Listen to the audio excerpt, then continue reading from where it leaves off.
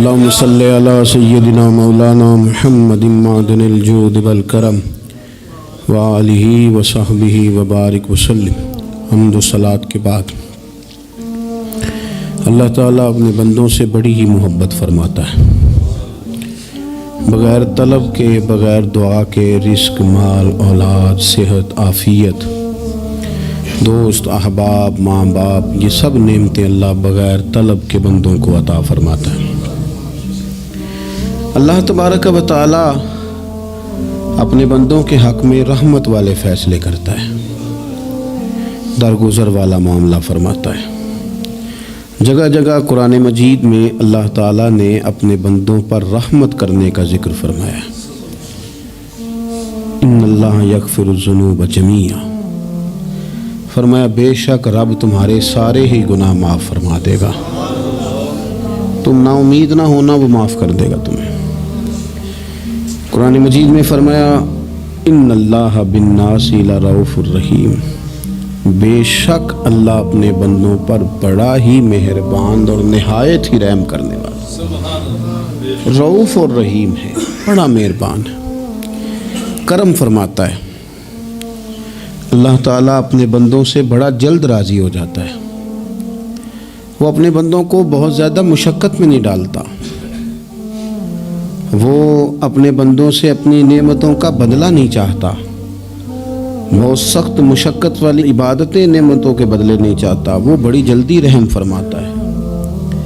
ماں پیار کرتی ہے اپنے بچے سے، لیکن وہ ناراض بھی ہو جاتی ہے بعض چیزوں پہ، بعض معاملات اس کا دل بھی دکھاتے ہیں، بعض جگہ وہ رو کے یہ بھی کہتی ہے کہ تو نے میری محبت کا کوئی نتیجہ نہیں مجھے دیا، میری ساری کمائی تو نے ضائع کر دی۔ والد بہت ساری جگہوں پہ ناراض ہوتا ہے، شکوہ کرتا ہے، کہتا ہے میری بیماریوں کی، پریشانیوں کی، بڑھاپے کی، کمزوریاں کا سبب بیٹے تو ہی بن گیا، یہ ساری تکلیفیں تو ٹھیک ہو جائیں تو میری شاید عمر بھی بڑھ جائے، صحت بھی ٹھیک ہو جائے، میں زیادہ دیر جوان رہ سکوں۔ ناراض ہوتے ہیں ماں باپ، اسی طرح ماں باپ راضی بھی ہو جاتے ہیں، وہ بڑی جلدی راضی ہو جاتے ہیں۔ میں اکثر کہتا ہوں کہ والد کو راضی کرنے میں 5-7 منٹ لگ جاتے ہیں، اماں تو 1.5-2 منٹ میں راضی ہو جاتی ہے، ابا جی کو 5-7 منٹ لگتے ہیں، کئی دفعہ کہنا پڑتا ہے، کوئی دلائل دینے پڑتے ہیں، لیکن والدہ کے لیے تو کچھ بھی نہیں، آپ نیرا جا کے پیروں میں بیٹھ ہی جائیں، کچھ بھی نہ کریں، آپ پورا روئیں نہ، رونے والا منہ ہی بن جائے تو اماں تو نرم ہی نرم ہے، جس وقت جو مرضی آپ کرا لیں ہو گیا۔ اللہ تبارک و تعالی بلا مثال و بلا تشبیہ سمجھانے کے لیے عرض کرتا ہوں، اللہ بھی بعض معاملات میں اپنے بندوں سے ناراض ہو جاتا ہے، وہ کہتا ہے میں تکبر کرنے والوں کو پسند نہیں کرتا، وہ کہتا ہے فسادی پسند نہیں ہے، وہ فرماتا ہے کہ راہوں میں کجی کرنے والے پسند نہیں ہیں، وہ فرماتا ہے کہ بدعہدیاں کرو گے تو میں صبح قیامت تم سے سوالات کروں گا۔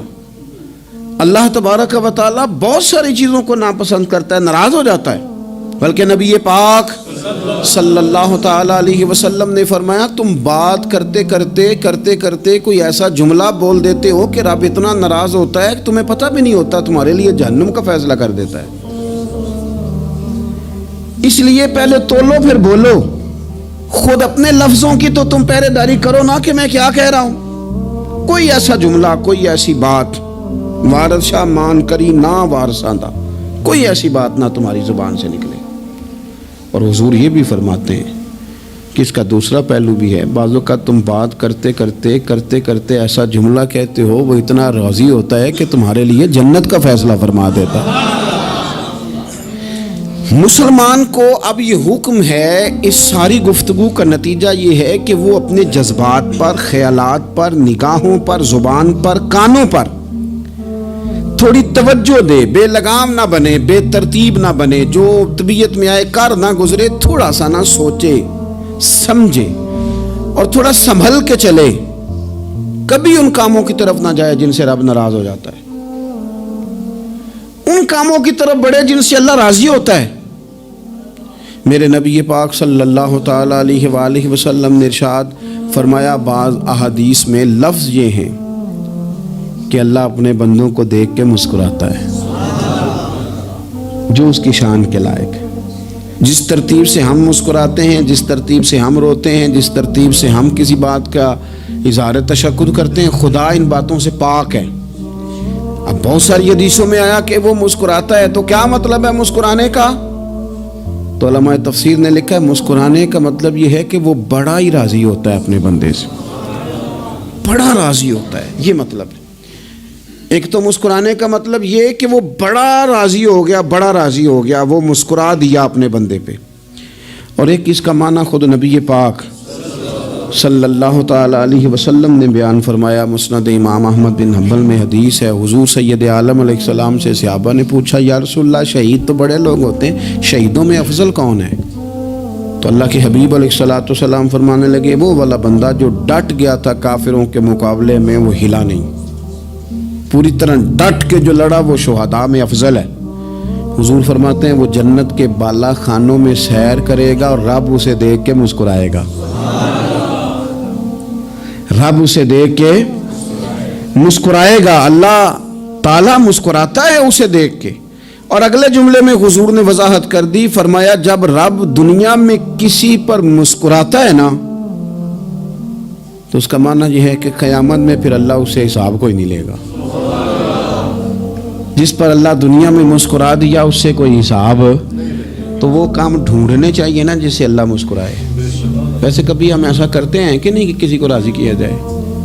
یہ کام ہم کرتے ہیں کہ ہماری کمپنی کا جو سربراہ ہے وہ ہم سے راضی رہے، جس ادارے میں ہم پڑھاتے ہیں اس ادارے کا بڑا ہم سے راضی رہے۔ یہ کرتے ہیں ہم، اس کے لیے کچھ نہ کچھ ہیلے بہانے ہم کرتے ہیں۔ برادری، قبیلہ، علاقہ، بستی، لوگ کسی طریقے سے ہمارے ساتھ مطمئن رہیں، کرتے ہیں نا یہ سارے کام۔ اس میں تھوڑی مشکل بھی ہمیں آتی ہے لیکن کرتے ہیں، کیا کریں۔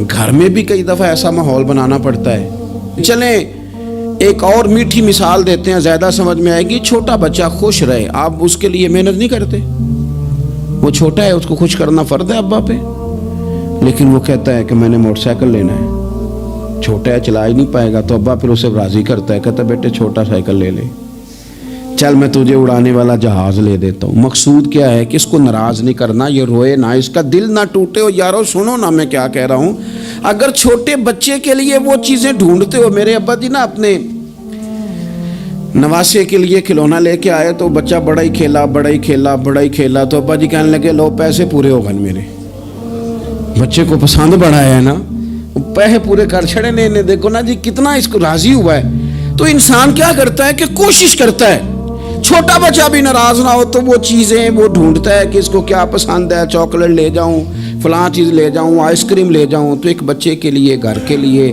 سربراہ کے لیے اتنی محنت کرتے ہو، تو وہ کام بھی ہمیں ڈھونڈ کے تلاش کرنے چاہیے نا جس سے رب راضی ہوتا ہے، اللہ راضی ہوتا ہے۔ بتاؤں وہ کون کون سے کام ہیں؟ نبی کریم صلی اللہ تعالی علیہ وسلم نے ارشاد فرمایا 3 لوگ ہیں جنہیں دیکھ کے رب مسکراتا ہے۔ یا رسول اللہ صلی اللہ علیہ وسلم وہ کون کون سے؟ تو محبوب فرمانے لگے ایک وہ بندہ ساری مخلوق سوئی ہے، آدھی رات ہے، رات کا پچھلا پہر ہے، اس نے اٹھ کے وضو کر لیا، مصلی پہ کھڑا ہو گیا خدا کی یاد میں، فرمایا اسے دیکھ کے رب مسکراتا ہے جو اس کی شان کے لائق ہے، مسکراتا ہے اللہ۔ یہ تو سونے کا ٹائم تھا، یہ تو گہری نیند آنے کا وقت تھا، رات کا پچھلا پہر، رات پوے تے بے درداں نو نیند پیاری آوے، تے درد منداں نو یاد سجن دی ستیاں وی آن جگاوے، اور ساون کی کالی راتوں میں جب بوندا باندی ہوتی ہے، وہ راتوں کو اٹھ اٹھ روتے ہیں جب خلقت ساری سوتی ہے، اللہ مسکراتا ہے۔ اور سننا میرے بھائی، میرے نبی پاک صلی اللہ تعالی علیہ وسلم فرماتے ہیں جب مسلمان نماز کے لیے صفیں بناتے ہیں نا، ترتیب لگ رہی ہوتی ہے، اب اللہ کی بارگاہ میں کھڑے ہوں گے، قیام کریں گے، رکوع کریں گے، سجود کریں گے، فرمایا جب مومن صفیں بناتے ہیں تو رب دیکھ کے مسکراتا ہے، مسکراتا ہے۔ کمال ہو گئے عروج بندگی کا، جب بندے کو دیکھ کے رب مسکرائے، خدا بندے سے خود پوچھے بتا تیری رضا کیا ہے، مسکراتا ہے۔ اور میرے نبی پاک علیہ السلام فرماتے ہیں جب مجاہد جہاد کے لیے صفیں سیدھی کرتے ہیں، آج تو یہ رب کے نام پہ مرنے ہی آ گئے، یہ صفوں میں کھڑے ہوں گے، ترتیب سے لڑیں گے، ترتیب سے گلا کاٹیں گے کافروں کا یا شہادت لیں گے، فرمایا جب جہاد کے لوگ صفیں بناتے ہیں تو رب انہیں دیکھ کے مسکراتا ہے۔ کتنے نصیبوں والا وہ بندہ ہے جسے دیکھ کے مسکرا دیا۔ او یار کبھی تیرا بیٹا تیرے سامنے مسکرائے نا چھوٹا تو تیرا دل باغ باغ ہو جاتا ہے۔ تیری ماں بیمار کسی ایک دن صحیح طرح ہنس پڑے تو طبیعت خوش ہو جاتی۔ مجھے بتاؤ نا جس کا رب بھی اسے دیکھ کے ہنس پڑے، جو اس کی شان کے لائق ہے، کیا اس بندے کے نصیبے ہیں، کیا اس کے مقدر ہیں۔ آپ اس مقام پر اپنے آپ کو لائیں۔ اب دیکھیں نا یہ حدیث آپ نے سن لی، اب ہم نے نا اس طرح صفحے نہیں بنانے جس طرح ساری دنیا، اب ذرا صفحے بھی شوق سے بنائیں گے۔ آپ ذرا تھوڑا سا شوق پیدا کریں گے، بھئی یہ تو میں وہ کام کرنے لگا ہوں جسے دیکھ کے رب مسکراتا ہے۔ نبی پاک صلی اللہ علیہ وسلم نے فرمایا جب کوئی بندہ توبہ کرتا ہے نا، ہم توبہ کا رٹا لگاتے ہیں، یا اللہ میری توبہ یا اللہ۔ اور توبہ کا تو مطلب یہ ہے کہ پچھلے گناہوں سے پکی توبہ، آج کے بعد یہ غلطی نہ کرنے کا پکا وعدہ۔ تو نے ساری شب برات رو کے گزاری ہے، بتا سویرے جھوٹ جوڑنے کا ارادہ ہے تیرا؟ آج کے بعد رشوت تو نہیں نہ لے گا، ملاوٹ تو نہیں نہ کرے گا، یہ توبہ ہے۔ اور اگر سارے کام اسی طرح کرنے تو پھر یہ توبہ کا رٹا ہے، جتنا مرضی لگاؤ۔ حضرت علی بن ربیعہ رضی اللہ تعالیٰ عنہ فرماتے ہیں میں مولا علی کے ساتھ تھا، مقام حرہ کی طرف جا رہے تھے، حضرت علی نے ہاتھ اٹھا کے دعا مانگی ہماری تعلیم کے لیے، ورنہ حضرت علی ہم صحابہ کو محفوظ عن الخطا تو مانتے ہیں نا۔ ہاتھ اٹھا کے کہا اے اللہ ہمارے گناہ بخش دے، تیرے علاوہ کوئی معاف کرنے والا نہیں۔ اور پھر حضرت علی آسمان کی طرف دیکھا اور دیکھ کے نا حضرت علی بن ربیعہ کو تو مسکرائے۔ حضرت علی بن ربیعہ کہنے لگے حضور مسکرائے کیوں ہو؟ فرمانے لگے ایک دن میں حضور کے ساتھ اسی طرح آیا تھا، اسی طرح حضور نے دعا فرمائی تھی ہماری تعلیم کے لیے، اور پھر حضور مجھے دیکھ کے مسکرائے تھے اور فرمایا جب کوئی بندہ رب کی بارگاہ میں اس طرح استغفار کرتا ہے تو رب مسکراتا ہے اور مسکرا کے فرماتا دیکھ لو میرے بندوں کو پتا ہے کہ میرے علاوہ معاف کرنے والا کوئی نہیں۔ ہمیں پتا ہے، تم اس کی بارگاہ میں رجوع تو لاؤ، آؤ تو صحیح دو آنسو لے کر۔ اقبال کہتے ہیں کہ موتی سمجھ کے شان کریمی نے چن لیا، قطرے دو گرے میرے ار کے انفعال کے، دو میں نے آنسو بہائے تھے تو اس کے کرم نے تو موتی سمجھ کے چن لی۔ سنو نا حضور اس استغفار کو اللہ کو یار رات کو توبہ کر کے سونا چاہیے ہمیں۔ کچھ غلطیاں ہم کرنا نہیں چاہتے پر ہم سے ہو جاتی ہیں، کچھ دل ہم توڑنا نہیں چاہتے پر وہ ٹوٹ جاتے ہیں، ہماری مجبوری ہوتی ہے ٹوٹ جاتے ہیں۔ رات کو اس کی بارگاہ میں ہاتھ باندھ کے کشکول طلب دراز کر کے خوب استغفار پڑھنا چاہیے کہ مالک بندے ہیں نا کیا کریں، نفس کا ساتھ ہے، دنیا کا ساتھ ہے، خواہشات نفسانیہ، مالک معاف کر دے۔ درد سے توبہ، رسم نہ ہو، کہانی نہ ہو، لفظ نہ ہو، جملے نہ ہو، اور جناب ایسے لوگوں کے بیچ بڑے ہاتھ باندھ کے اور بڑا کوئی ضرورت نہیں، آپ اکیلے اپنی چارپائی پہ بستر کے اندر منہ دے کے بھی درد سے کہیں گے نا معاف کر دے تو وہ تو مہربانی بڑا ہے۔ میرے نبی پاک صلی اللہ علیہ وسلم مثال دیتے ہیں، فرمایا ایک آدمی صحرا میں جا رہا ہے، صحابہ سے حضور خطاب کر رہے ہیں، فرمایا ایک آدمی صحرا میں جا رہا تھا، اس نے اپنی اونٹنی پہ کھانا پانی پیسے ہر چیز رکھی ہوئی تھی، صحرا تھا بہت بڑا، درمیان صحرا کے گیا تو تھوڑا سا سستانے کے لیے آرام کرنے کے لیے اونٹنی سے نیچے اترا۔ اب اس نے اونٹنی کی لگام اونٹنی کی نکیل اپنے سرہانے کے نیچے رکھی، ہاتھ کے ساتھ پکڑی اور سو گیا۔ تھوڑی ہی دیر کے بعد جب اس کی آنکھ کھلی تو دیکھا اونٹنی غائب ہے۔ صحرا میں وہ پیدل نہ آگے جا سکتا ہے نہ پیچھے جا سکتا ہے، نہ دائیں نہ بائیں، کھانے کو روٹی نہیں، پینے کو پانی کا قطرہ نہیں، تھوڑا ادھر بھاگا ادھر بھاگا، تھک گیا۔ کریم محبوب فرماتے ہیں وہ پوری طرح نڈھال ہو گیا اور مایوس ہو گیا، معاذ اللہ، مایوس ہو کے دوبارہ اسی جگہ آ کے لیٹ گیا جہاں پہلے لیٹا تھا، انتظار کرنے لگا کہ اب موت ہی آئے گی، آخری وقت ہے، اب نہ میں پیدل یہ صحرا کراس کر سکتا ہوں، نہ پیچھے جا سکتا ہوں، نہ کھانا ہے نہ پانی ہے، سوائے موت کے کوئی سہارا نہیں۔ حضور فرماتے ہیں وہ رستے میں دوبارہ لیٹ گیا، اچانک اس نے رخ بدلا تو اونٹنی سامنے کھڑی تھی۔ حضور نے صحابہ سے پوچھا بتاؤ نا اسے بھلا کتنی کو خوشی ہوگی؟ یا رسول اللہ جسے نئی زندگی مل گئی ہے۔ آپ دیکھیں نا سارے ڈاکٹروں نے کہہ دیا کہ اس کے تو گردے معدہ جگر ہر چیز ختم ہے، گھر لے جاؤ خدمت کرو، ہر طرف پریشانی ہے. وہ بندہ بھی سمجھ گیا ہے کہ آخری وقت آ گیا, کل جاؤں پرسوں جاؤں, تیاری ہو گئی, سب لوگ آ گئے, باہر والے بھی آ گئے, یہ ماحول ایک عجیب رنگ اختیار کر گیا. اچانک ایک ڈاکٹر نے آ کے کہا نہیں غلطی لگ گئی تھی. مجھے بتائیے انداز کیا ہوتا ہے؟ بغیر دوائی کے بندہ اٹھ کے کھڑا نہیں ہو جاتا. او میں تو بچ گیا ہوں. نبی پاک صلی اللہ علیہ وسلم فرمانے لگے اس کی اونٹنی مل گئی. بتاؤ بھلا اسے کتنی خوشی ہوگی. یا رسول اللہ وہ تو دوبارہ دنیا میں آ گیا. حضور فرمانے لگے اسے کچھ بھی خوشی نہیں ہوئی. جب کوئی رب کا گناہ گار بندہ آ کے توبہ کرتا ہے, رب کو اس سے کئی گنا زیادہ خوشی ہوتی ہے. میرا بندہ آ گیا ہے, میرا بندہ آ گیا ہے, میرے گھر آ گیا. اس نے آنسو بہائے ہیں. اس نے کہا اللہ میں تیرا ہی ہوں, تیرا ہی رزق کھاتا ہوں, تیری ہی زمین پہ رہتا ہوں, تیرے نام سے میری سانسیں چلتی ہیں. وہ آ گیا. فرمایا اس اونٹنی والے سے زیادہ رب کو خوشی ہوتی ہے جب گناہ گار آ کے توبہ کرتا ہے. گناہ گاروں کے آنسو اس کی بارگاہ میں بڑے مقبول ہیں, لیکن ہم رسم ادا کرتے ہیں, توبہ نہیں کرتے. ہم اپنے آپ کے ساتھ دھوکہ کرتے ہیں, جھوٹ بولتے ہیں. ہم بندہ کوئی ناراض ہو جائے تو ہمیں کو نہیں نیند آتی, اس کے گھر چلے جاتے ہیں.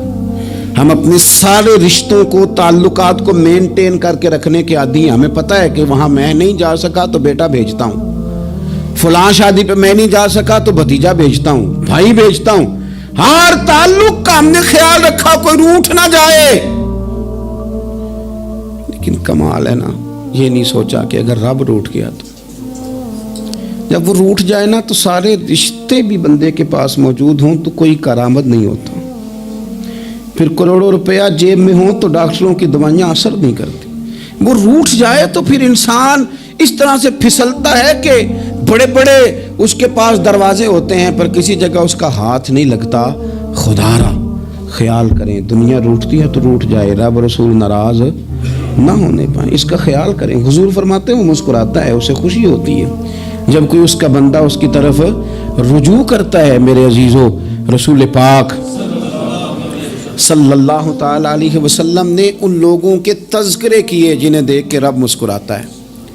ہم نا گناہ گاروں پر بھی فتویٰ دینے میں جلدی کرتے ہیں اور نیکی پر بشارت دینے میں بھی جلدی کرتے ہیں, حالانکہ یہ ہماری ذمہ داری نہیں. پتہ نہیں اللہ تعالیٰ کس کو کب توفیق توبہ دے کے اپنے قریب کر لے, لیکن بڑی جلدی ہے, بڑی جلدی فتویٰ دینے میں. اور یہ فتویٰ صرف مفتیوں کا نہیں رہ گیا, یہ میری طرح کے, آپ کی طرح کے ڈھیروں لوگ ہیں جنہوں نے جیب میں فتوے ڈالے ہوئے. بھئی آپ نے کیوں ذمہ داری لے لی ہے جنت میں داخل کرنے کی اور نکالنے کی؟ یہ تو میرے رب کریم کا کرم ہے, وہ جس کو چاہے جب چاہے جتنا چاہے عطا کرے.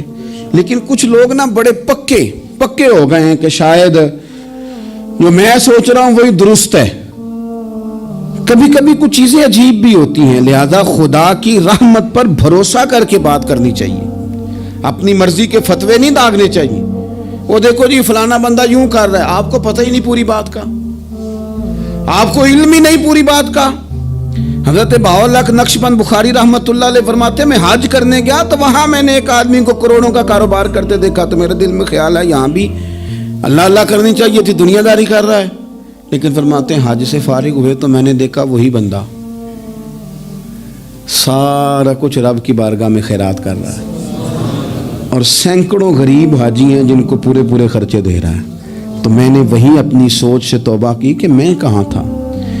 بڑی جلدی کھڑے نہ ہو جائیں. حضرت حسن بصری رحمت اللہ تعالیٰ علیہ ارشاد فرماتے ہیں کہ میں دریا کے کنارے گیا تو وہاں میں نے ایک شخص کو دیکھا, وہ اپنی ایک خاتون کی گود میں سر رکھ کے بیٹھا اور قریب ایک بوتل بھی پڑی ہے. میرے دل میں معاذ اللہ خیال آیا کہ دیکھو کس انداز میں ایک عورت کے ساتھ یہ ہے اور پاس بوتل بھی پڑی ہے, جانے شراب ہے. کہتے میں سوچ ہی رہا تھا کہ اچانک کی کشتی آ رہی تھی دریا میں, وہ ہچکو لے کھائے, کشتی میں 4-5 لوگ تھے, وہ دریا میں ڈوبنے لگے. وہ آدمی تیزی سے اٹھا, دریا میں چھلانگ لگائی, پہلے ایک کو نکالا, پھر دوسرا نکالا, پھر تیسرا نکالا. ایک بندہ رہ گیا, کہنے لگا حضور مجھے تو آپ نے گناہ گار سمجھا ہے, میں تو بڑے غلط انداز میں یہاں بیٹھا ہوں, آپ نے جو سوچا. چلیں یہ چوتھا بندہ آپ نکالنا ہے, کرے نا یہ کام, کرے نا یہ کام. بڑے بھولے بھالے بڑے اللہ والے, ریاض آپ کو بس ہم ہی جانتے ہیں, اتنی جلدی فتویٰ. حضرت حسن بصری فرماتے ہیں میں پشیمان ہوا, میں نے کہا مجھے تیرنا نہیں آتا، تو دیر نہ کر، چوتھا ڈوب نہ جائے۔ کرتے اس نے چھلانگ لگائی، چوتھا بھی نکال لایا اور کہنے لگا حضرت آپ نے جلدی کی سوچنے میں، یہ بی بی میری ماں ہے اور یہ سرکے کی بوتل ہے۔ ہم ماں بیٹے کا یہ مشغلہ ہے کہ یہ وہ جگہ ہے جہاں آ کے لوگ مسافر اترتے ہیں، اور یہاں سے کسی کا گھر 100 میل ہے، کسی کا 200 میل ہے۔ ہم صبح سرکہ، کھجوریں، روٹیاں لے کے یہاں آتے ہیں، مسافروں کی نوکری کرتے ہیں، کوئی پریشان ہو تو مدد کرتے ہیں۔ حضرت خواجہ حسن بصری فرماتے ہیں میں نے معافی مانگی، ان سے بھی مانگی، رب سے بھی مانگی۔ انہوں نے مانگ لی نا بزرگ تھے، پر ہم کو نہیں تیار مانگنے کو۔ ہم ہر وقت بدگمانیاں، وہ فلانا فلانے جرم کرتا تھا، میں اسے اب کیسے نیک مان لوں؟ بھئی اب وہ نمازی ہے، خدا کے گھر آتا جاتا ہے، اب اللہ کی بارگاہ میں حاضر ہوتا ہے، جب رب نے معاف کر دیا تو بھی سوچ بدل جا۔ سنیں حضور کیا فرماتے ہیں۔ نبی پاک صاحب الالاق صلی اللہ تعالی علیہ وسلم فرماتے ہیں، مسند امام احمد بن حنبل دیکھیے، فرمایا رب اس وقت بڑا ہی مسکرائے گا جب قاتل بھی جنت میں جائے گا، مقتول بھی جنت میں جائے گا۔ یا رسول اللہ مقتول تو گیا، یہ قاتل کیسے چلا گیا؟ حضور فرماتے ہیں جائے گا، اور جائے گا اور رب مسکرائے گا، جو اس کی شان کے لائق ہے۔ یا رسول اللہ کس طرح؟ تو نبی پاک صلی اللہ علیہ وسلم فرمانے لگے اس نے ایک مومن کو قتل کیا تھا، وہ شہید ہو کے جنت میں چلا گیا، اب اللہ نے بعد میں اسے توبہ کی توفیق دے دی۔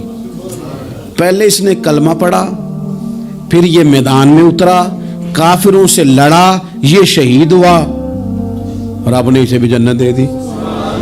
قاتل بھی جنت میں، مقتول بھی جنت میں، اور بات اتنی انوکھی ہے کہ رب دیکھ کے مسکرا رہا ہے، جو اس کی شان کے لائق ہے۔ ہم جلدی میں ہیں، ہم انتظار نہیں کر رہے کہ شاید توبہ کر جائے، ہم انتظار نہیں کر رہے، لیکن میرے عزیز اتنی جلدی نہ کریں۔ سوچوں کا صاف ہونا، ذہنوں کا پاک ہونا، اور لوگوں کے بارے میں گمان کا اچھا ہونا۔ آپ کسی نفسیات کے ڈاکٹر کے پاس چلے جائیں، اسے کہیں ٹینشن بڑی ہے، میں ان کے مضامین پڑھتا رہتا ہوں، وہ سب سے پہلا سبق آپ کو یہ پڑھائیں گے کہ اچھا سوچا کریں۔ اچھا سوچنے سے بندہ تندرست رہتا ہے۔ کس سے بندہ تندرست رہتا ہے؟ ہیں جی واقعی، یعنی اس والے پڑوسی کے بارے میں بھی اچھا سوچنا ہے، گھر میں اس والے کے بارے میں بھی، چھوٹے بھائی کے بارے میں بھی اچھا سوچنا ہے، اور بڑے کے بارے میں بھی اچھا ہی سوچنا ہے۔ یعنی اپنی برادری قبیلے کے بارے میں بھی اچھا سوچیں، جو قبیلے کا نہیں اس کے بارے میں بھی چلیں تھوڑا سا اچھا سوچ لیں۔ اپنے بارے میں تو اچھا سوچا ہے بڑا، میں کہتا ہوں کہ ہم اپنی غلطیوں سمیت اپنے آپ سے بڑا پیار کرتے ہیں، اور دوسرے کی ایک غلطی نظر آ جائے تو ہمیں گھن آنے لگ جاتی ہے۔ آپ جلدی نہ کریں، مالک نے موقع دیا ہے بندوں کو، نہ وہ کسی کا رزق چھین رہا ہے، نہ سانسیں چھین رہا ہے، وہ اپنی زمین پہ چلنے بھی دے رہا ہے، رہنے بھی دے رہا ہے۔ تو جب اس نے موقع دیا ہے آپ بھی تھوڑا موقع دیں، اللہ بڑا کریم ہے، دروازے کھولے گا، اس کے بندے اس کی بارگاہ تک پہنچیں گے۔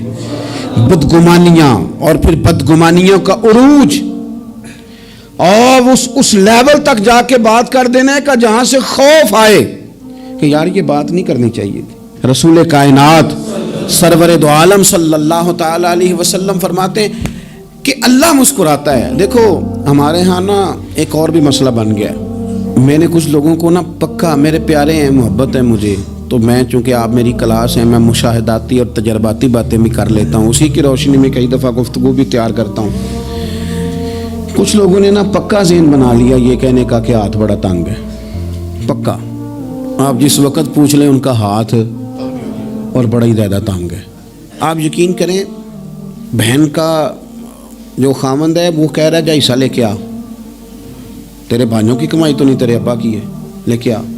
وہ بیچاری اس کی منتیں کر رہی ہے، کہتی ہے اگر جاؤں گی نا تو وہ کہیں گے حصہ لے جا، آج کے بعد ہمارے گھر نہ آنا، میرا دروازہ نہ بند کرو، مہربانی کرو۔ اور بھائی سے بات کرتی ہے تو کہتا ہے ہاتھ ہی بڑا تنگ ہے، جب ٹھیک ہوگا تو دے دوں گا۔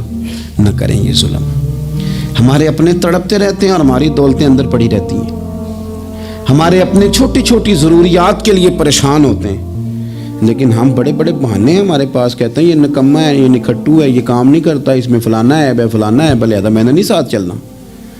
اظہار جب آپ کے اندر پیدا ہوتا ہے نا، اظہار جب کسی کے لیے آپ حساس ہوتے ہیں تو آپ کو بھی سرور حاصل ہوتا ہے۔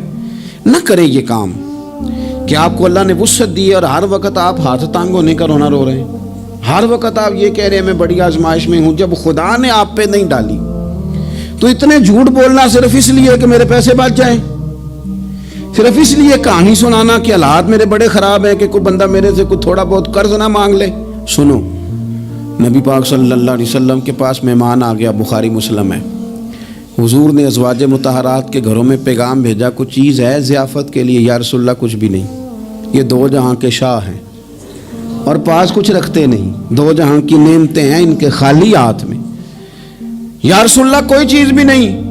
حضور نے صحابہ کے مجمع پہ نظر ڈالی، یا رسول اللہ صلی اللہ علیہ وسلم حکم ہو، تو حضور فرمانے لگے تم میں سے کوئی بندہ ہے جو اسے گھر لے جائے روٹی کھلائے؟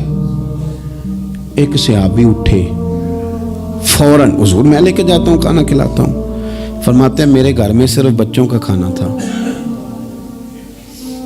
یہ نہیں کہ فریزر بھرا ہوا ہے نعمتوں سے، صرف بچوں کا کھانا، یہ نہیں کہ کسی کو دیکھ کے اپنی ہنڈیا پہ برتن دے لیا، صرف بچوں کا کھانا۔ کہتے ہیں گھر گیا، بیوی سے کہا کیا کیفیت ہے؟ کہنے لگی بچوں کی روٹی ہے۔ میں نے کہا بچے سلا دے، صبح ناشتہ کر لیں گے۔ تو کہنے لگی آپ کیا کھائیں گے؟ تو میں نے کہا نہ میں کھاؤں گا نہ تم کھائے گی، مہمان جو نبی پاک کا ہے۔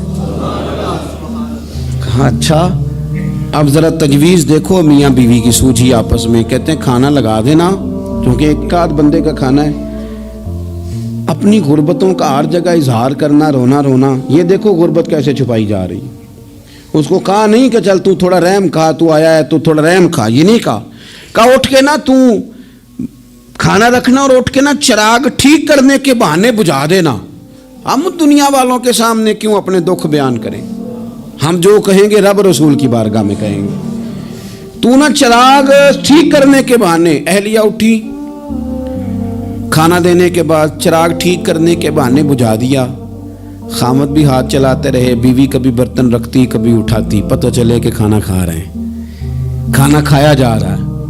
کہتے ہیں مہمان پیٹ بھر کے کھانا کھا گیا۔ یہ کام ہوا رات کے اندھیرے میں، اس وقت ہوا جب چراغ بھی بند تھا، اس وقت ہوا جب کوئی دیکھنے والا نہیں تھا، کسی پڑوسی کو بھی خبر نہیں تھی۔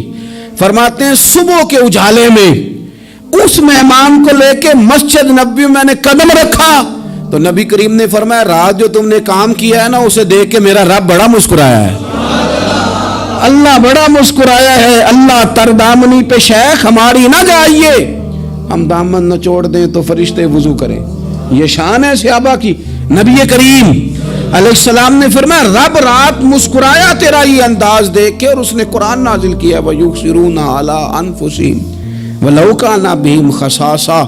کچھ لوگ وہ ہیں جنہیں بڑی بھی ضرورت ہو تو دوسروں پر اثار کر دیتے ہیں، قربانی دے دیتے ہیں۔ رب مسکرایا ہے، اندر پیسے رکھے ہوئے ہیں، اندر پیسے رکھے ہوئے ہیں، اور بہن آ کے منت کر رہی ہے کہ بھائی حالات بڑے خراب ہیں، تھوڑی سی مہربانی کر۔ تو کہتے ہیں بہن پردہ یہ ہے بس، کیسے بتاؤں تجھے حالات، تجھے کیا بتاؤں کام کتنی مشکل سے چلتا ہے، یہ پردہ یہ بس۔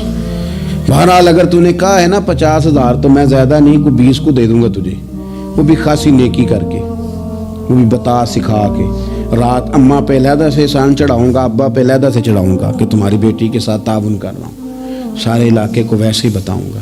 اور وہ غریبنی بیچاری 20,000 لے کے گھر گئی ہے، پھر سفارشیں کر رہی ہے کہ مہربانی کرو۔ میں نے ایسے بھی دیکھے ہیں جو پہلے بیوی کو پکڑاتے ہیں تو دے، اس لیے کہ پھر وزیر اعظم تو ڈنڈا نکال لے گا تو بڑا مشکل ہو جائے گا پھر گھر میں رہنا، لہذا وہ یہ تو آگے لگ۔ یہ کیا لہجہ ہے آپ کا؟